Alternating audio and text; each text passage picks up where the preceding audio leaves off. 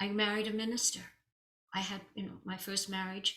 I have 2 sons, amazing, beautiful sons. Now they have their own families, and I have grandchildren. My second husband was a minister. Did I ever expect to marry a minister? Oh my God, no. However, it was so much of a part of my journey. I knew one night I was like, Sharon, you will know in years to come why you two have been brought together. And those 10 years that we were together were incredibly difficult in so many ways and amazing in other ways. We had a trip to, and we were invited to go for 2 weeks to Haiti and the Dominican Republic, 2 years after the fall of Papa Doc and Baby Doc, dictators, brutal dictators of the Haitian people. And this was 2 years after when democracy came. We were to see from the perspective of international mission funds what was going on.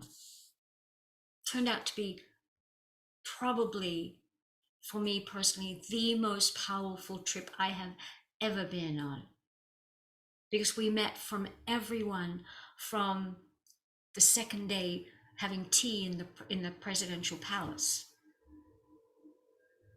all the way through the education departments and hospitals and doctors and the church and sweat factories and all of the lies and the deception of each different stories, and priests who've been excommunicated because they tried to help the people. I mean, all of this,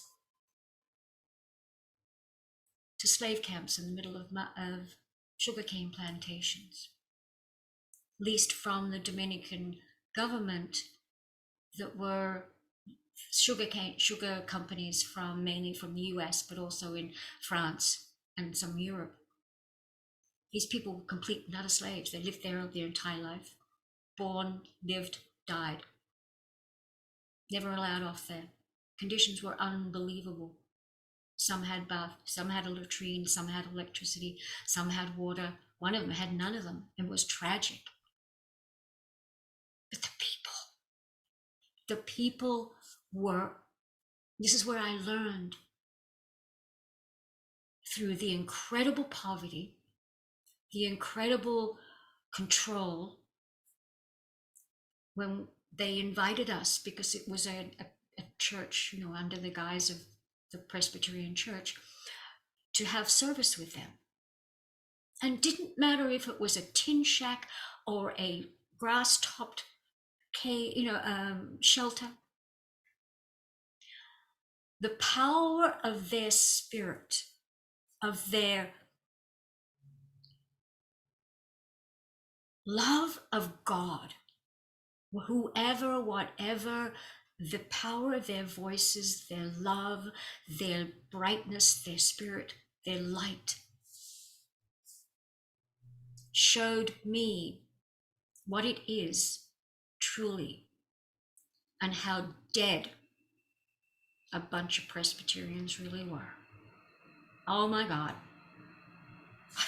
It was an embarrassment. It was a complete embarrassment to see how dead us so-called Christians are.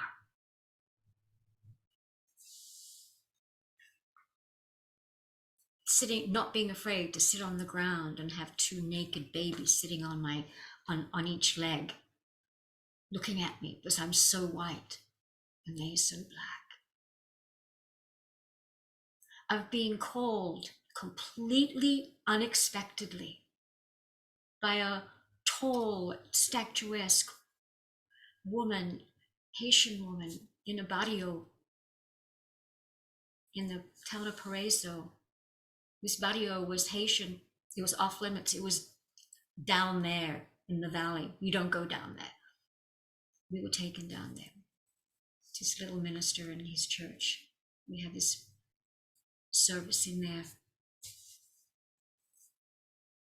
Very, very basic building. The minister sat on an old speaker. The speaker had been taken out, and there were 3 prongs that had been nailed onto this, and he played it. That was his organ, his music, as he said, as they all sang the hymns, the traditional Christian hymns in Haitian that we would sing to the same melody in English. It was remarkable. And then this tall woman at the end of the service, and we're breaking up, and viens avec moi, viens avec moi. Like, what? What? Oui, oui, oui, oui, viens avec moi. Like, okay. And she takes me. My husband comes, where are you going? I said, I have no idea. And then another Dorothy, where are you going? I said, I have no idea. The 3 of us, we followed this lady up through this barrio, through the dirt, the pigs, the little shacks, women sweeping the dirt, but with pride. Went up and back and back and back to the only cinder block house in this little place.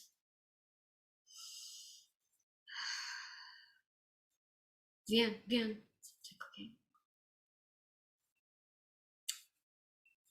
And I go into a room that had first room had a little table, newspapers or pages stuck on the walls, like that was their decoration. 2 chairs, a little makeshift table. Into another room, and they're lying in bed with this very old, faded, floral cover. It was the blackest man I have ever seen in my life, still to this day. And he's lying on this bed, and I'm standing at the door. And Dorothy and my husband are back, and there's like they're not comfortable. I don't think we should be here. It's like, shush. And this man is going, mon Dieu, j'ai prêt. J'aimerais. He's ready.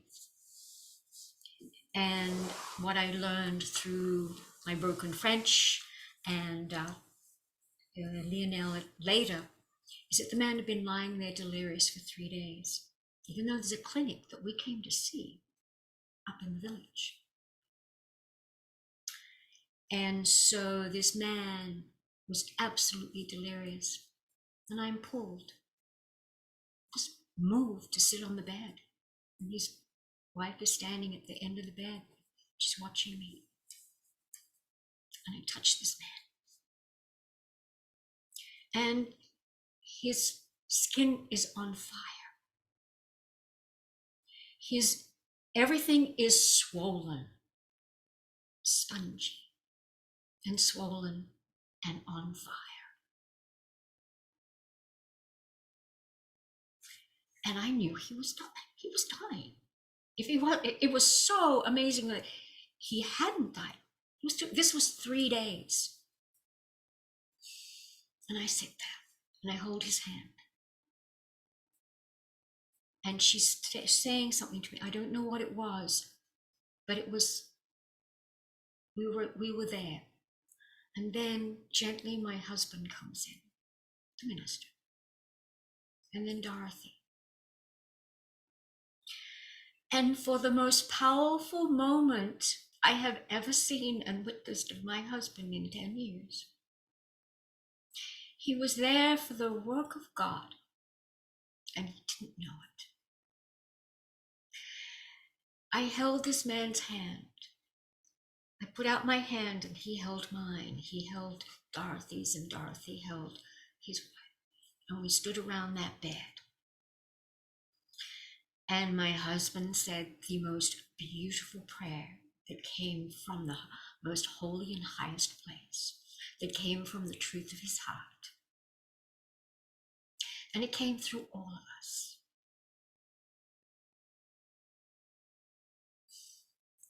And we stood and we were there. I don't know how long. We were all a complete bubble. No idea. Until voices in the background broke it. And it was the rest of the group came to find us, thinking we were kidnapped or something, and carrying on. We had come to visit a clinic that was proudly funded by a church or congregation, several congregations, somewhere up in Boston, Philadelphia, whatever. And they were so proud of what they'd done. It was pristine, it was beautifully built, and the couple of nurses they had there were in pristine clothes. And you could put your hand on the concrete to go and make your hand print and all of this. And it was supposed to be for the town. No, it was not for the town. It was for those who could afford and who were acceptable. Not the ones down here. They were not welcome. They didn't have to be told. They knew they were not welcome. When Lionel was our leader, our guide for this tour for going through Haiti and the Dominican. We found out this was his first trip back home. Because when we had tea in the palace, he was very emotional and he didn't say anything. It was later that we found out he had been imprisoned in the dungeon of that very palace in the times of Papa Doc and Baby Doc and the brutality that was going on. And it was because of Amnesty International that was able to get him released and taken to safety in the US. That he lived. He said many didn't. So this trip was incredibly powerful for that reason alone. So when he started translating a lot of what the Madame had been saying, that I didn't catch because it was in Haitian Creole and French Creole Haitian, I found out the full story. And they wouldn't go to the clinic. So the fire of my Aries and my indignation came up explosively. And I yelled. I demanded to one of the missionaries that came to join us that we get a truck, you take this man up to the clinic. That is what you came here for. That is what the reason is the clinic. This is what mission dollars are supposed to do. They are not to alienate. I was on a roll and I was not going to stop until that man went to the clinic. And indeed, they found a truck, they backed it in, they carried him out, and they took him up. And we left on the rest of our way. To say the least, most everybody stayed well away from me for the day. I was just so, oh my God. And then it gets time and later in the afternoon, and we have to get back to Santo Domingo, which is a couple of hours drive. And so we go up to the clinic and go to have our rest, go to the bathroom, get something, a snack they had there or whatever, and then to go to the bus. And as I'm coming off the bus, I'm walking down into the clinic in the beginning, and I walk in to go to the bathroom and I see a man in a wheelchair. And I hear two nurses. And what they're talking about. And I'm like, I look at the man, it's like, is that the same man? And it is, it's the same man. And he's alive. He's bright. He's looking, he's slow. And I get to the gist of what they're saying. It's like, we don't know why they brought him in here. There's nothing wrong with him. And I'm looking. So when I go in and I come out and I go and see my husband and we go in the back garden, whatever. And it was probably 15, 20 minutes later, I walk out to go to the bus. through the garden, and I see Dorothy, who had joined us in the experience, the missionary young man that I'd yelled at, and the man in the wheelchair. And there was a nurse next to him, walking him down. And I walk around, just smile, stayed very low key. I'd caused enough issues that day. And out of just motherly habit, I touched the man on the shoulder and I said, "Vous êtes bien maintenant. You are good now." And he just looks up and recognized. And I walk on.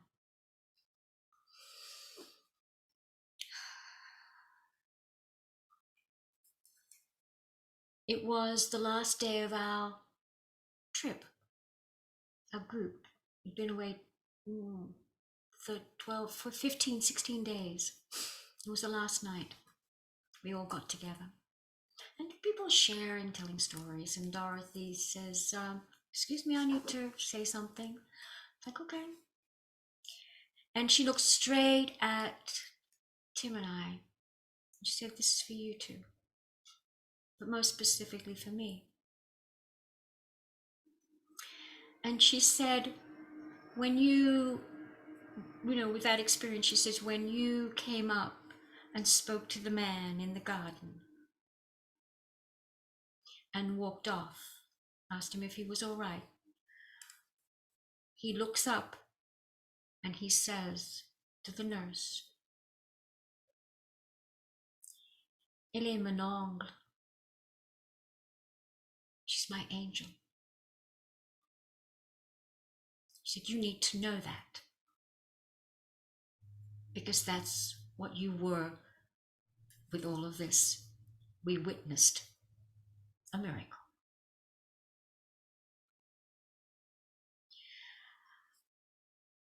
I have been blessed to be put into amazing places unexpectedly that cannot be explained, that are always witnessed. To know the power of the truth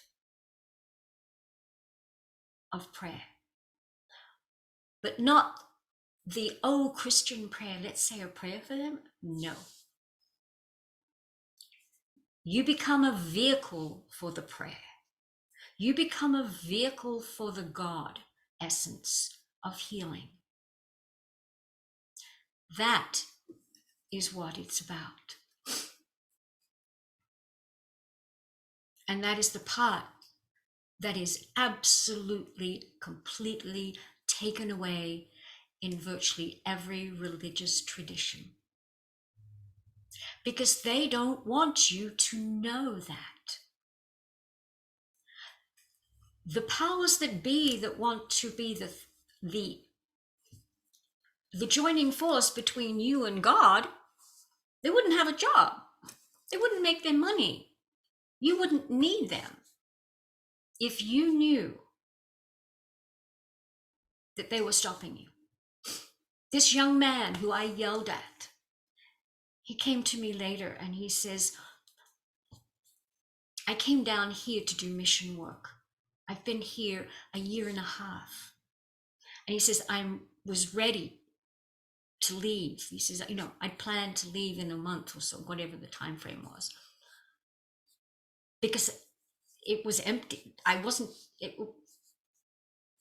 didn't know." He says, "I didn't even know these people existed in this town." He says, "We were told, don't you go down there. There's nothing down there for you." So nobody ever went down because we were afraid. He says, "Thank you." He says, "Now I'll be staying, because now I know what my mission is." Sometimes you have to rock the boat. Sometimes you have to be really outspoken to show somebody else what is possible. And the only way you can do it is if you've done it yourself.